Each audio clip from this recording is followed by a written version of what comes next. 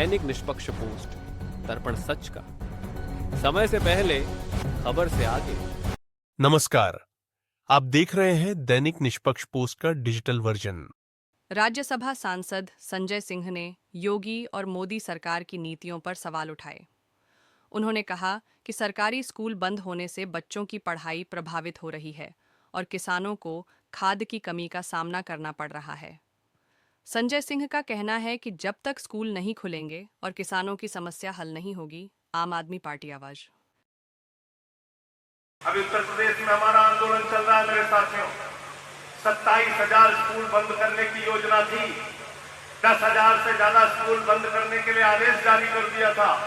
आम आदमी पार्टी के कार्यकर्ताओं ने गांव-गांव में जाके लड़ाई लड़ी, संघर्ष किया, पद यात्राएं की।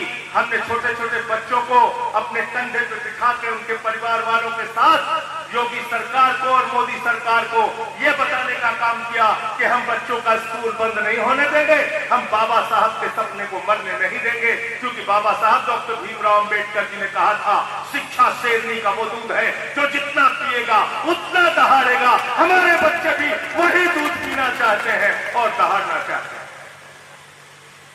वो शेरनी का दूध, वो शिक्षा का दूध, वो ज्ञान का अमृत, वो हमारे बच्चे भी पीना चाहते हैं।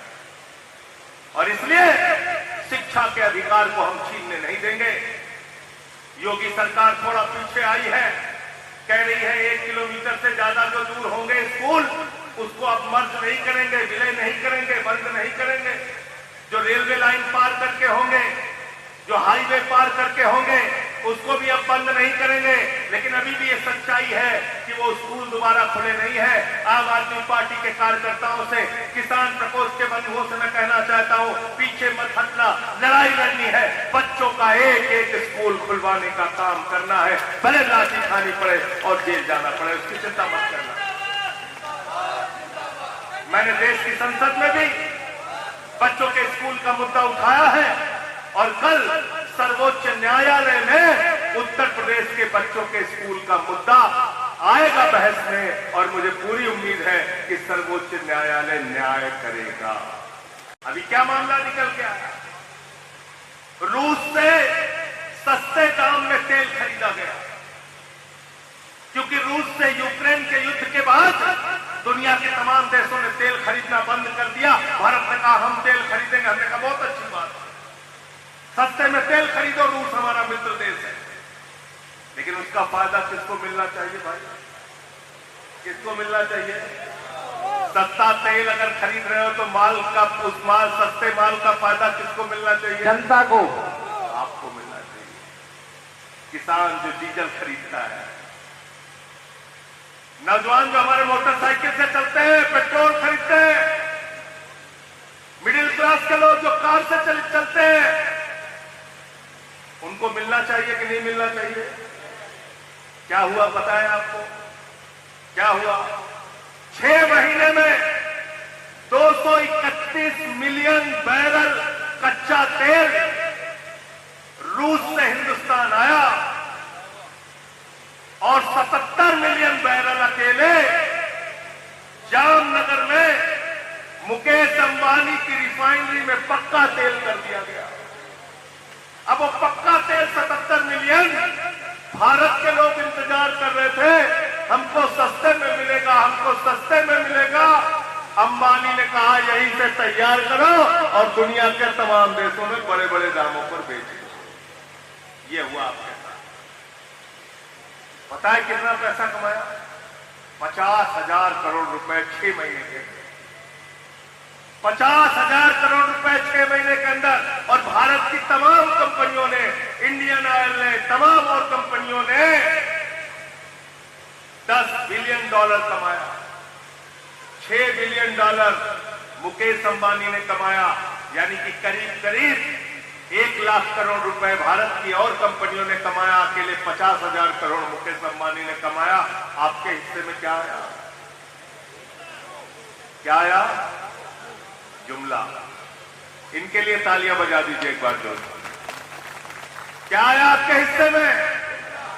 जुमला आया। तो हम ये कहना चाहते हैं, लड़ाई हमारी इस बात की है अगर तुम मुनाफा कमाते हो तो उसका कुछ तो हिस्सा हमारे हिस्से में आना चाहिए। अरे हमारे लिए कम से कम खाद की बोरी नसीब करा दो, सस्ते का डीजल नसीब करा दो, हमारे कर्जे माफ कर दो, हमारे बच्चों की पढ़ाई अच्छी कर दो। सारा लूट लूट के अगर लेकर चले जाओगे, हमारे दो योजना में, यानी कि मोदी, अमित शाह, अडानी और अंबानी, अगर यही चार लोग देश को लूटने का काम करेंगे तो ये हमारे दो की योजना इस देश का किसान चलने नहीं देगा। लड़ाई इस बात की। आज किसान की हालत क्या है? अभी खाद की बोरी के लिए लाठियां खानी पड़ रही है। खाद की बोरी के लिए लाइनें लंबी लंबी लग रही है। और अभी एक हफ्ते पहले मैंने समाचार पढ़ा था, खाद की बोरी की लाइन लेने के लिए लाइन में लगा हुआ किसान आत्महत्या करके मर गया, उसको खाद की बोरी नसीब नहीं हुई। एक किसान को हार्ट अटैक हो गया, लाइन में लगे लगे उसको खाद की बोरी नहीं मिली। आजादी के 79वीं वर्षगांठ को हमने 2 दिन पहले 15 अगस्त मनाया, धूमधाम से मनाया, हर्षोल्लास के साथ मनाया। मनाना भी चाहिए, आगे भी मनाते रहेंगे, लेकिन जब हम आजादी का जश्न मनाएं तो किसानों का दर्द भी याद रखें, उनकी तकलीफ भी याद रखें, उनके मुद्दे भी याद रखें, उसका समाधान कैसे होगा इसको भी याद रखें। वरना तो आजादी का जश्न मनाते रहेंगे लेकिन काम कुछ नहीं करेंगे। हमारी जिम्मेदारी क्या है किसानों के प्रति? हमारा क्या धर्म है किसानों के प्रति? एक बात याद रखना, अगर अन्नदाता देश से मिट गया तो फिर इंसान भी मिट जाएगा। इंसान को जीने का अनाज अन्नदाता देता है, आप देते हैं, तब लोग जिंदा रहते हैं।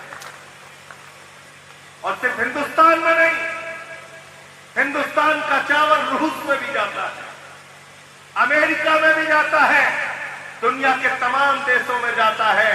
हम आज की तारीख में हिंदुस्तान के अन्नदाताओं ने अपने खून, पसीने, श्रम से इतना अनाज पैदा किया है, इतना अनाज पैदा किया है कि हम सिर्फ हिंदुस्तान का पेट नहीं भरते, हम पूरी दुनिया का पेट भरने का काम करते हैं।